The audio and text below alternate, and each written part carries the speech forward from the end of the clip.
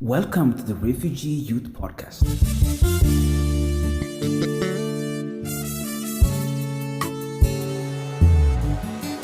On this show, we meet and have conversations with refugees from across the nonprofit sector, arts, entrepreneurship domains about what they do, why they do it, and explore the ways in which they create meaningful impact. I'm your host, Jake Soro from Platform Africa. Kuol, thanks for being with us on the Refugee Youth Podcast. Thank you, Jackson, for having me. Oh, you're welcome. So, just to begin with, would you start by telling us a little bit more about yourself and the big picture vision behind RELON Uganda, or maybe what the word RELON actually means? Thank you very much for having me again. My name is Kuol Arou Kuol, a refugee from South Sudan. I've been a refugee in Uganda since 2014. And the other background is that I'm a former child soldier. And that's the inspiration behind everything I do today, working with the refugees. Now, the big vision coming to RELON is that we want to have an environment where refugee-led organizations are capacitated to be able to run refugee services by themselves as people and institutions that understand the context. That's inspiring and wonderful. So the bigger vision behind it is to have refugee-led organizations be able to run initiatives and because then they understand what the needs are in the community, unlike other organizations that plan things. I don't know where, ideas. Others in Geneva, others in New York. That's really inspiring. And for me, I think one thing that really stands out about this subject of empowering refugees to basically do the work that they do because they understand the context better, it's really important. And I think we're going to dig more into that. But just for the benefit of our listeners, could you share with us a quick scan and statistics of refugees in Uganda? Like, who are the main refugee communities that live here? And maybe just shed a little more light on the specific challenges that refugees face today, both on individual and as a community. Well, I think there has been a lot of contradiction when it comes to the numbers of refugees in Uganda. And I think there is, for our listeners who might have had an opportunity to hear what happened around 2018 on refugee numbers, we have not really got the exact numbers, but it has still been estimated to be 1.5 million refugees. Most of which are coming from South Sudan. So South Sudanese were estimated to be 950,000, followed by the Congolese, the Democratic Republic of Congo, and then Burundi, Rwanda, Eritrea, Somalia, Ethiopia, Congolese from Congo Brazzaville, and the Central African Republic. So so we look at it at these figures at 1.5 million, and majority being South Sudanese. The problems are obvious. The challenges that the refugees are facing in Uganda, like any other country in the world. I think Uganda has been really overpraised. There has been a bit of exaggeration. However much the policies are good, but it has made it feel like refugees in Uganda are in heaven, which really doesn't make sense for me, because there are a lot of things at the grassroots that the world is not seeing. So then there is the good picture of Uganda out there, but I think refugees in Uganda are going through a lot. I think one thing that really stands out to me is that given these numbers, I think one of the challenges that straight away stands out to me is that services are going to be not proportional to the number of refugees here in Uganda, which I think is a perfect segue for me to talk about the next question that I actually wanted to ask you. Let's talk a little bit more about your initiatives and programs at RELON. Can you give us I saw a quick snapshot of the services and opportunities and programs that you guys offer on your website just briefly. I was preparing for this interview, but could you walk us through some of your programs and services that you offer that I think maybe directly responds to these challenges or indirectly? Well, as I earlier mentioned, RELON does basically advocacy for refugee-led organizations to be capacitated. We are cognizant of the fact that refugee-led organizations have the capacity, but then they don't access resources that they need to be able to provide services that are much needed.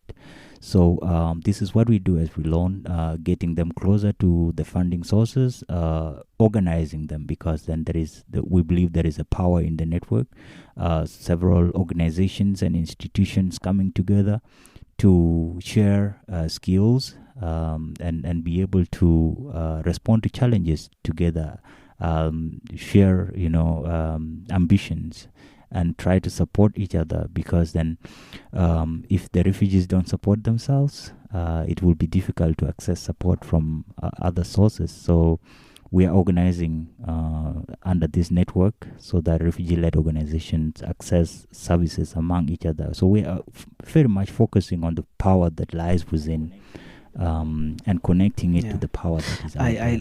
I like this point that you made.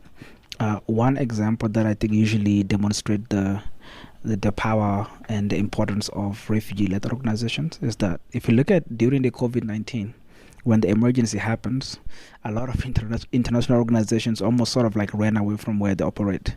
And it took refugee-led organizations working within their community to create advocacy and try to respond to this issue. So before other organizations came, refugee organizations were already moving from village to village, creating awareness.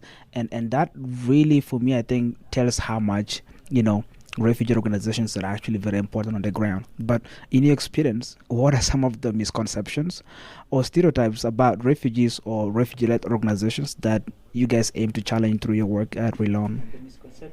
The misconceptions and stereotypes are vast and different. One thing is that there is a misconception by the host communities about who the refugees are. When you go to places like Kampala and you say a refugee, someone will really have a different picture. They will picture maybe a woman having children at the back running, carrying a heavy load. They will think of a man, with torn shirts and clothes. They have this kind of perceptions, and then the other one is institutional perceptions. There are institutions that really think that refugees are people who cannot be able to form organizations or be able to deliver or cannot fit in the humanitarian sector. And so things are decided for the refugees as vulnerable groups, and they don't look at the capacity that the refugees have in order to be able to do things. So these are the things that we are challenging, first of all, by letting the host communities fully aware that refugees are not a burden, but a resource. They are not vulnerable. And at some point, there was a word that really disappointed me. Refugees were being called persons of concern. That word was really, however much it was normalized by institutions to be used, but I think that was really unfair to be used, calling someone a person of concern. What is this concern? It goes, it brings a lot of thoughts into mind. Say, for example, you go to a market, someone is moving in the market and you call them person of concern. Everybody will be suspicious. What are these concerns? You have to break them down. So refugees have been really mistaken in several ways, and that's why we are now trying to shed light on the capacities that exist, that they are able to really do things on their own, form organization, prosperous organization, and they can succeed in businesses, in agriculture, in whichever sector. That's beautiful. Of life. I just want to ask you a question that I think is very simple in nature. I like asking people these questions. A lot of funders like these really human-centered stories of what is the impact of work that is being done. But my question is different. If you think about refugee-led interventions, what is one story that stands out to you? I really like that organization or that specific project or whatever. Do you have any idea or a project or an organization that does something wonderful that really stands out to you and really demonstrates the power of refugees and the refugee-led interventions? A lot of them. Yeah. A lot of them. A lot of refugee-led organizations that are doing really incredible job. And my inspiration came during COVID-19 when there were a lot of interventions. Where there were a lot of organizations leaving the intervention areas, international organizations. evacuated their staff from the field, and refugee-led organizations stepped up. Some of the few examples from our network member organizations are we have Young African Refugees for Integral Development that has created a lot of jobs for both the host communities and the refugees in Kampala, the Haban area. We have, it will be very unfair to mention a few, but there are very many refugee-led organizations. For example, YSATIA, Youth Social Advocacy Team, Platform Africa. Like, look at all the incredible work that the refugee-led organizations are doing. SESI, that is a community empowerment for innovative, community empowerment for creative innovation. These are incredible examples. There is UF Youth Empowerment Foundation in Ajumani. There is Speak Shabab Peace and Environment Action Group. All these are doing incredible job. And you know, amazingly, they're doing all the great work with very little. So an example is that during COVID-19, we gave $900 in like support grant to 3 organizations here and 1 organization in Ajumani. You can't believe how much they were able to achieve with $300. With an international organization, $300 is just like a bottle of beer, man. It cannot, it can't do anything. If somebody is giving you $300, they are abusing you. It cannot even be like a daily allowance for some, institutions. Yeah, so look at that. Look at that incredible work that is being undermined on daily basis. That's really powerful. I think let's switch gears and talk about something that I'm really passionate about, and I'm sure you are too, and that is the localization agenda. Localization and shifting power basically has become one of the hot topics in the humanitarian sector. So I understand you work in the advocacy sector, you're the advocacy officer at RELON. Could you please tell us more about this? Like, what is the localization agenda and why is it important? Localization in my own definition is giving resources to the people and institutions at the grassroots. And it is important in a way that these resources that would have been used on like administrative cost really go to the community. Why localization is important also is that the fact that these local actors really understand what the problems really are. These are problems that they are not identifying by research. Research is not 100% clear, like it's not 100% diagnosis of a problem. Leaving the context is what is 100% diagnosis, because then you know the realities on daily basis, and when resources come, you know where to put them in terms of priority, because then you know what the priorities are. You also have interaction with the local people, your fellow local people, and you have whatever you want to do or to act upon is something that is understood, that is known that it will bring benefit for the community, unlike other international organizations. So I think localization is the way to go, and I'm glad that you are exactly. I am really passionate about this subject, because one thing that I really think a lot about is the issue of power dynamics. If you go to the refugee settings, you have these organizations, international organizations with huge cars, logos, and all of that and so on. And then you have people at the community level who have solutions, who have lived experience, who have ideas and teams and groups to actually effect change. But then you come to learn that the process of change is actually top-bottom. An organization brings experts from Europe or whatever to talk to a sample group and then make decisions based on those. And then the people who actually work with these people and live there, their voices become isolated. And you find that change becomes stagnant, because then if these programs that are brought with huge money collapses, they're not sustainable anymore, because they're not really informed by real needs. Right. They are not rooted in the communities. So if the people who brought it go, it dies out, because the people don't live there, and their solutions are temporarily. So I thought that was really That's something right. that I'm passionate about, and I want to see the conversation on that go. Something that I want to just ask in Right. terms of this same localization and the localization agenda is that there's what they call Charter for Change in Uganda. Are you a part of that? Right. And if you are, can you just like Yes, give we us an are. We idea are. I of think. like I think what we. is happening under Mm. Charter for Change? How many organizations are being engaged, and how does that process look like? But also, like, what is happening right now, so that everyone knows how do they get involved, how do they add their voices and stuff like that. Well, yeah, we are part of the Charter for Change, and it's an incredible platform to be on. What I don't really Yeah, have is the statistics of the organizations that are part of it, because then I'm not involved in the yeah, daily management of it. But one thing that I can surely say is that there are a lot of conversations that have started to take shape because of the Charter for Change. And I think it's really a great platform to be able to talk about what refugees can achieve, with refugee-led organizations can achieve. The other thing that is exciting about it is that there are a lot of international organizations that are now signing up to be part of the Charter for Change, to support the agenda of Charter for Change. Oxfam, for example, has been really instrumental in pushing for this to happen. We have other organizations like Caritas that have come on board. and just to Yeah, ask and so you, I think, like quickly on this, yeah.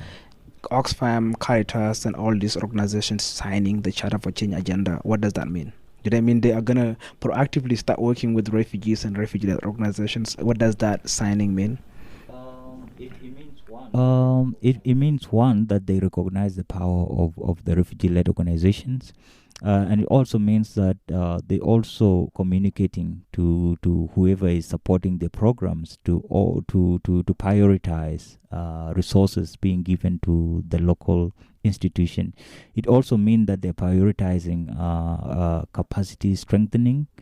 And I like this with Oxfam and Caritas and other organizations that are part of the Charter for Change, the fact that they recognize that capacity exists. It does have to be uplifted a little bit. Resources have to be channeled through, so that they can be able to develop the capacities Exist. more. But then it That's exists. beautiful. Yeah. I would like to just ask a question around challenges advocating for the localization agenda. Like, what do you think were some of the challenges that are being faced, or what do you think are roadblocks to actually this being adopted, widely? And yeah, just talk a little bit about that if you don't mind.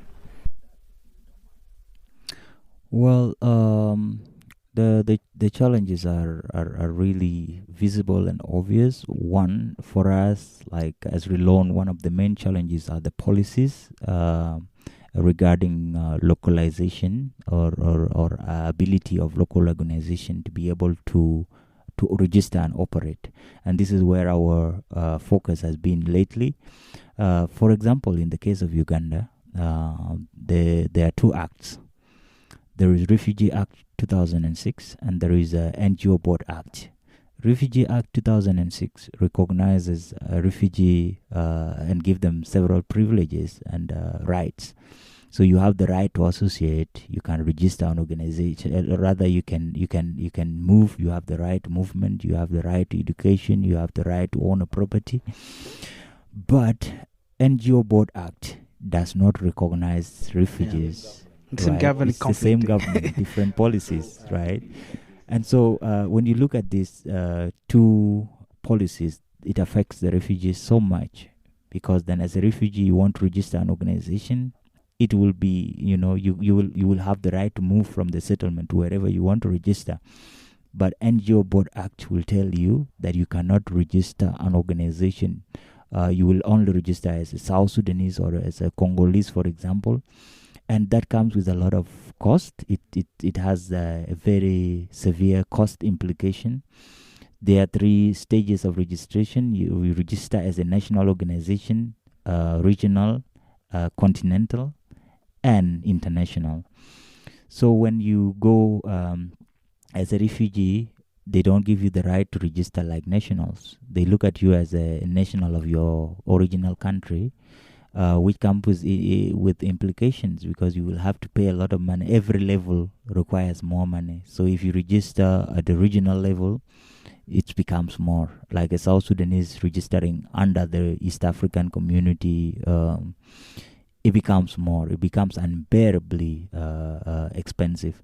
So what we are doing right now as RELON is that we are trying to get the authorities of this institution concerned with registrations to sit with them and make them understand that there is a need to align these two policies so that the refugees can have the right to associate. And that then means localization agenda is given Exactly. a green light. I think that is really, really powerful. We run an organization and we know some of these challenges, but you talking about it, I think is really enlightening for both me, myself, and also the listeners. And talking about rights, I think maybe this is a perfect also segue for us to talk about refugee rights. So you are in Arua right now with a team from RELON, running a workshop basically with refugee organizations, I think from across the West Nile region. So just talk to us about this workshop. Like on the surface level, I know we're talking refugee rights, but it's still a black box to me because I'm not there physically. So can you tell us more about this workshop? What you guys aiming? And I understand that it's been done in other regions before. So maybe give us a background into that. So to talk about the project, first we are supported by Hilton Foundation under this project that brought us to Arua, and it is called the strengthening of capacity of refugee-led organizations. That is advocacy capacity for refugee-led organizations to be able to advocate. Now under that, there is a recognition that you cannot advocate if you are not aware of your rights.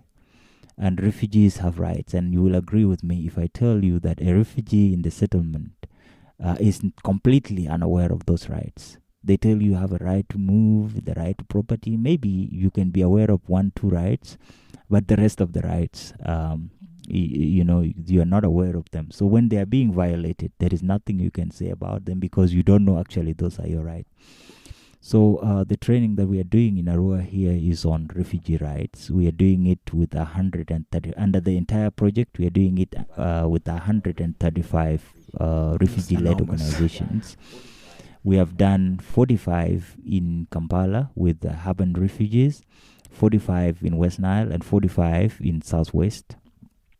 And having done that, we will come back and select what we call advocacy champions, 20 from Uganda, so that they can monitor, they can,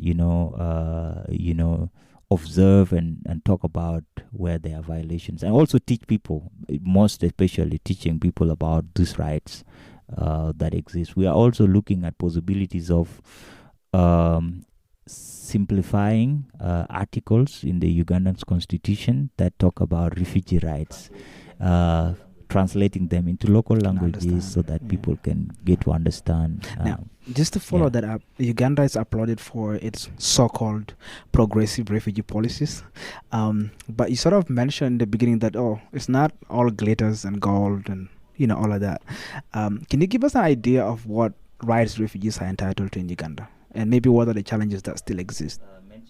Mentioning that, I really think it's credit be given where it is deserved. Uganda has been really progressive in terms of refugee hosting, in terms of policies. And like I earlier said, it's not a bed of gold. There are a lot of challenges. There are a lot of things that are not happening. There are a lot of things that we hear at the international forums that we are not seeing on ground. Yeah, but of course, you're going to be appreciated for so much progress in terms of the refugee rights. Of course, in any environment and situation, it's not everything that must be perfect. Uganda is also dealing with its own challenges of poverty in its own country. So managing this population and other population that is coming in is not an easy thing. However, the the rights. The rights exist, and that's one thing. Though the refugees are not really aware of these rights, there is right to movement, right to education, right to own a property, and a right to help, and other several rights of humans. So Uganda is very progressive in terms of exercising these rights, but some of them have had a lot of really challenges to, getting these ones implemented. I think my second part of the questions was about the challenges that exist.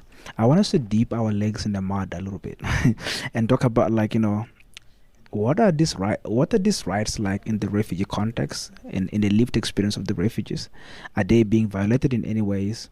If so, what mechanisms do refugees have to advocate and report and talk about these issues? What are the platforms? Well, in my very honest view, in my very honest feedback, these rights, of course, there are violations on daily basis, though a lot of progress has been made by Uganda as a country. But of course, at the grassroots, there are violations. And like I earlier said, the fact that the local people somehow don't understand who the refugees are and why they are there. It can also lead to violation in several ways. For example, in Germany, where my family is based, there are always conflicts over the grass that is used for building houses, right?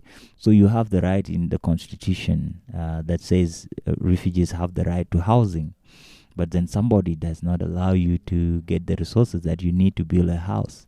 You say, and so it's always risky. There's those violations at the national level, I can say, but more at the grassroots level. And so the platforms. I think the platforms for addressing those violations is, first of all, making the refugees aware of these rights, because then you cannot claim something that you don't know is in your favor. So if the refugees are all aware that they are entitled to certain rights, they can always find ways to claim these rights. And so that's why it's very important for us as refugee-led organizations network in Uganda to empower our members to know these rights, member organizations to know these rights, and to direct the community, because we cannot be in all the settlements. Our network members will do that. Okay, so now before we wrap up, I am asking all my guests these two questions. So the news is that the food rations are going away, which means that refugees are not gonna have food rations anymore. But what this means is that it means more the issue of food and food rations is multi-layered for a lot of refugees, because for a lot of refugees, the food rations are almost like a currency, right? Refugees get food rations. A lot of women sell these to buy sanitary kits or basic needs for their homes. I've seen families that sell food rations to pay school fees and others. So given this development, what do you think are the factors that actually led to this arising at this moment? And also, do you think that refugees are adequately prepared to become self-sufficient and basically start earning and paying and living on their own means? Well, on whether the refugees are prepared for this, I would say no. It's a big no. We have heard the message for a very long time about lack of funding, so we understand what they are dealing with, but refugees are not prepared to deal with this in a way that we've been advocating for refugee rights to work. Right now, refugees are only working as incentive workers. They only work as translators, but we at RELON think that there is knowledge beyond just the English language than just being incentive workers. So how do you expect people who cannot work to be prepared for something like this? Families have been depending on food ration for their living and for other things that they might need. other things that they need, education, etc. So refugees are not prepared. The issue of food ration has caused a lot of anxiety in the refugee settlements. And some refugees have been, from the conversations I've had on ground, some of them have been real thinking of self-repatriating. It's not safe as such. But you have no choice. You choose between dying of a bullet or dying of hunger. It's all death, you know. It's very emotional for me. It doesn't make sense that you're protecting someone and they don't have what they need to eat, you know. So it's a terrible situation. They are talking about empowering refugees through agriculture. Come on, there's no land. And even as we are talking today, there are conflicts that are being solved in Germany, where I come from, about the land. You know, refugees still have to hire the land, and they even hire it more, like 20 times than the food that they would. The value of the food that they would have got. I mean, the value of the food would just supplement whatever they would complement whatever they had. But really, there is no land. You know, what happens in terms of business empowerment is that you get trainings, and you know, once you're done with the training, there's no financing. So our advocacy as RELON right now is, and we are glad that this is, we are taking it to the Global Refugee Forum discussion roundtable. We were in the roundtable last week, and we are saying, can you give refugees the right to work? Because then if you have a family that has one person who's working and getting paid like the nationals, they can take care of others, right? And of course the spirit, like the South Sudanese spirit, you have one person working and you supporting the whole family unit, lineage.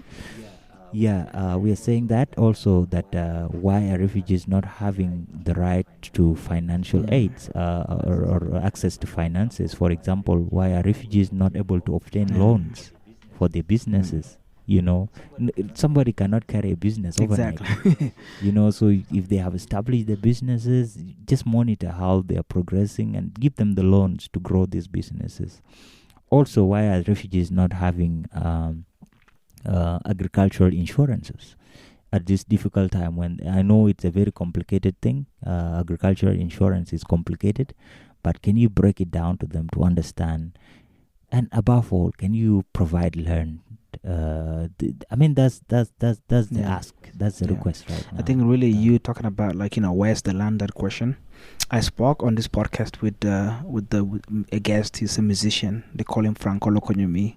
He comes from Bidibidi, and he said that, you know, people say go and, you know, cultivate and plant, but where he comes from in Bidibidi is practically impossible to plant. The landscape is rocky. It's hard for people to cultivate, so it's going to be like a really hard challenge for them on that end in that part of the world. But also one challenge that I'm seeing as a really potential trigger for conflict is the issue of land. Right now in Rhino Camp, for example, there's a lot of refugees who are hiring land from the refugees. I think from the host, I think the first challenge is that, you know, you're paying money, and you talked about like the numbers, like you're hiring, you are cultivating, you're paying money for that, and then what you sometimes harvest is less than what you would have gotten as your food rations. And then there is, sorry to cut you, there is one other thing. One other challenge is that in Germany, for example, I don't know if it's how it happens elsewhere. You hire land as a refugee from one individual, and you know, you pay the money, and when you come back to cultivate, you find the other community or family members claiming that they don't know where you have hired the land from, and they say the land is owned by the family, and there's no one point where you can get the family members all at once. So some of the refugees have ended up being scammed. So I was actually talking to this guy. He's called John. So he hired a land, and his story is like really funny. So the contract is this, that, you know, depending on the crops that you're planting, they're going to give you the land for that period of the crop. So what he decided to do is he wanted to plant cassava. So he got the stems and all of that and so on. And cassavas, I think, take, like, I don't know, I'm not in the agricultural sector, but I think around 6 months to a year. So I think because of the rain was not there, the stems dried up, and he was hoping to find more stems to plant again because he has the land for a year. But the next day he went planted again. He went the other day. He found people uprooting the stems out and saying, we gave you a year, your plants did not grow, so we're taking back our land because the contract was for those stems, which is really funny. And small things like that actually become a source of really big conflict within refugees and the host community. So I think it's really like important that people start having this conversation. So maybe even organizing dialogues between the host communities and the refugees so that things like that are ironed out. Yeah, I think that's why. Yeah, I think that's why it's very important to give capacity to refugee-led organizations, because then they are seeing these things on daily basis and they have the mechanisms to address them. For example, the organization I earlier mentioned that I've been part of the founding is the Shabab Peace and Environment Action Group. It was formed as a response to the conflict, and so this came in a way that most of the conflicts are coming because of the natural resources. People are sharing trees, and the resources are overwhelmed, and so this group was formed to be a refugee response to contribute to developing these natural resources. So you see how easily they can be addressed by refugee-led organizations. Yeah, they also know the faces of the communities in the host community, in the host site. So there are those friendships that they can create. Maybe if they are having initiatives that involve the host, and that is what most of the RLOs do. Yeah. They are not an island. They do initiatives that support the host community as well, and that's where the relationships begin. That's powerful. Yeah. So the second part of my question is, so you mentioned that part of your work at RELON is to basically help organizations or refugee-led organizations build strong structures. And in the nonprofit sector, the business model of a nonprofit is basically raising money for causes and initiatives. But this requires like proper structures and systems. So according to you, what are the key boxes that every organization need to check in order to be sustainable or be a good landing spot for donors or funders? I think the most contentious area that has been raising a lot of fears for refugee-led organizations is the financial management, being able to manage finances. It's not like refugee-led organizations do not have the capacity to manage finances, but then there is a lot of fear, there is a lot of anxiety from the donor side that we have really to work on to prove that this is something that we are able to do. So if we can have strong financial management system, develop your policies, and by the way, that's something that we are more than happy to support our RLOs on, because we know where we know where it pains. When you know the diagnosis, when you have the diagnosis, it's not hard to treat, right? So this is where we really recommend. Yeah, and policies are a pain in the neck, right? It's exactly, absolutely. So let's talk about back to RELON a little bit. What are some of the success stories or examples of how RELON has made an impact in the lives of the refugees or the refugee community? Well, it's a very gradual process. It's a broad question. We cannot say really. We cannot say we are really there, but the indications are really right. We are heading in the right direction. We have our refugee-led member organizations that have achieved success, and that is our success. When we help a refugee-led organization to be able to succeed in one sector or another, then we are very proud that we have made that happen. So there are organizations that are like YARIT, like I earlier mentioned, that is Young African Refugees for Integral Development. Those are really some of the great successes that we've had. The other success story is that refugees are now recognizing their strength through the network. They are finding a lot of support within. They are forming consortiums that we are really encouraging them to do. And for example, now we are able to celebrate the World Refugee Day organized by RLOs themselves. That's And, just and beautiful. Yeah. yeah, it's, Yeah. partners are surprised or are shocked that there is an unusual kind Yeah. of organization. I mean, refugee-led organizations are Yeah. being more organized, which is the legacy that we want to leave as individuals who work under RELON. I'm really dying Yeah. for that legacy, to be able to be proud one day and say, we have done this as Yeah. refugee-led organizations, and I was part of that Yeah. I story. like the point you Yeah. made about, like, the World Refugee Day being organized by refugees. I remember when we came to Uganda and we come to these meetings at the base camp where the OPM and the UNHCR is. They bring the refugees and say, "Oh, we're organizing this day. What are your contributions? What do you want to do?" And I'm really happy to see that power shift and see refugees actually, take the lead and charge and actually do that. For me, I think that is really, for a person who has gone to these meetings before, I think this is a whole paradigm shift, which I appreciate. But I want to talk about something else. Looking forward to the future, what are the aspirations for RELON, and are there any upcoming projects or initiatives that you're particularly excited about? Oh, like I said, we taking baby steps. RELON was formed in 2016. We've been for a very long time without funding. We've been surviving on one-off funding. And now we have only this running project from Hilton Foundation that has helped us do a lot of things in a short time.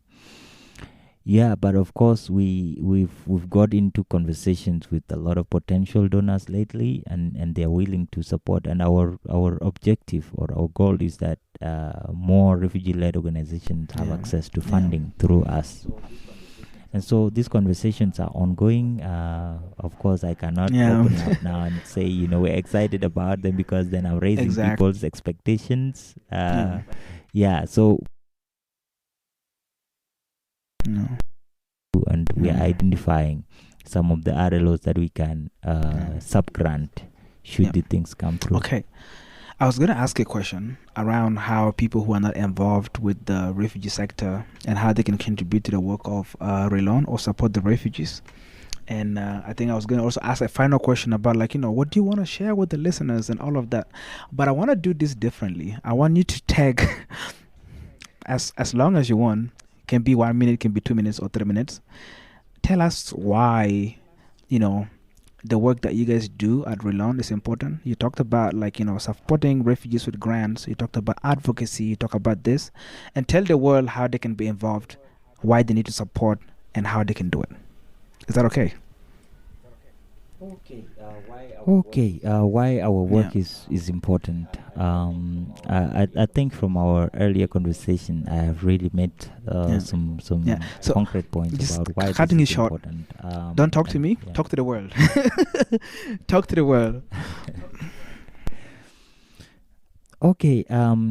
So RELON is a refugee-led organizations network that has several members of the members who are refugee-led organizations. And for the capacity, they do have the capacity, but they lack the resources to be able to exercise this capacity. They understand the issues that needs to be addressed, unlike some other organizations, unfortunately, say that it might sound like a discrimination of those organizations. But the thing is, we have seen more benefits in empowering and letting refugees lead the process of humanitarian interventions in the refugee areas and sectors. COVID-19 has shown us so much. So refugee-led organizations deserve to be given that opportunity, because then you do not spend a lot of money on administrative, management and all that. Give refugee-led organizations the resources to be able to intervene directly, because then you will get so much impact with so little resources. Like I earlier said, example of the $300, 1 million Ugandan shilling, that's like a bottle of beer. Nobody will expect you to make so much impact with that, but we've seen massive impact from that.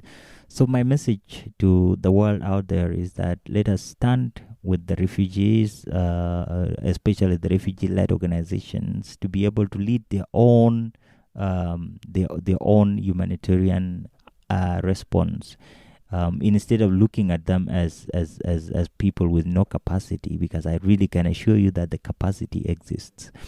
Refugees have usually been seen as a burden, but I really can say that they are a resource.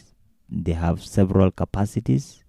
They have several skills that are not being realized because then we do not have, they are not given the resources to freely plan for their own activities that can bring out the perfect realities of the refugees. So look at refugees as resource. I was saying this in one of the GRF meetings in Kampala, that there is no way you can say 1.5 million people are a burden. It comes with, for example, it comes with the market. How the businesses are developing in northern Uganda because they are refugees in the settlements. All these are resources. So my appeal is that refugee-led organizations be given the capacity, be given the resources to be able to plan their own responses. Instead of, there is no solution that is coming out of Geneva or New York. We won't find any solution there. The solution is within. And if we want to make a world a better place, let's exercise it now. Let's get it rolling with the refugee-led. That is amazing. Dear world, you heard it from Kuol. That was an amazing pitch. I come from the refugee camp, but I'm touched. If I have money, I would have just handed it to him. So, and that's what you guys should do. If you're listening to this podcast and you want to contribute to organizations that are working in Uganda addressing real needs on the ground, talk to RELON, find them online. Maybe just for us to, before we close, can you tell us or tell the world how they can find RELON? What is the website? Are you guys on Twitter, on Facebook? Where can people access and talk to you? So we on both platforms. We're on Facebook. We unfortunately not Facebook. We on Twitter, and we are our website is working at www.relonuganda.org.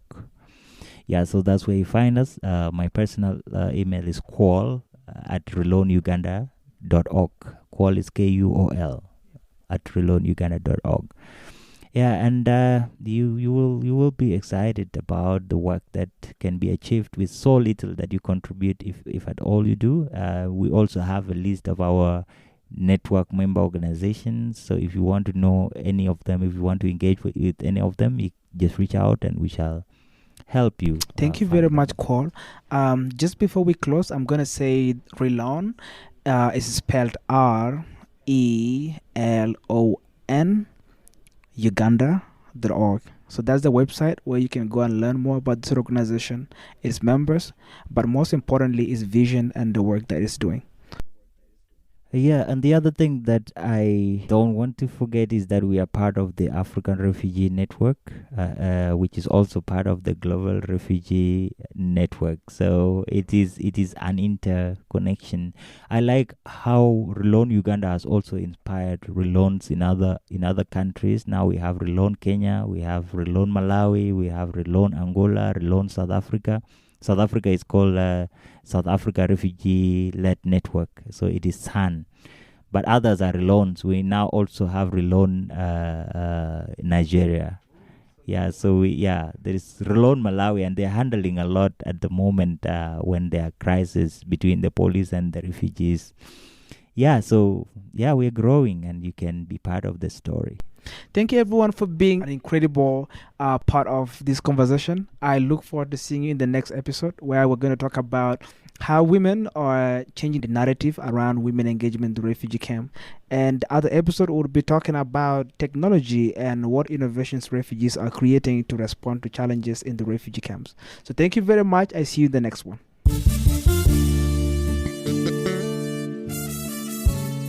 The Refugee Youth Podcast is produced and edited by Jackson Asoro. Original music by DJ Pauper, Sammy Divine, and Justman Perfection. This podcast is produced through support from the Asknet Network project by the Rock Agency for Open Culture and Critical Transformation, with funding from the BMZ, the German Federal Ministry for Economic Cooperation and Development. You can email us at info@platformafrica.online or find us on Facebook and X at Platform NGO.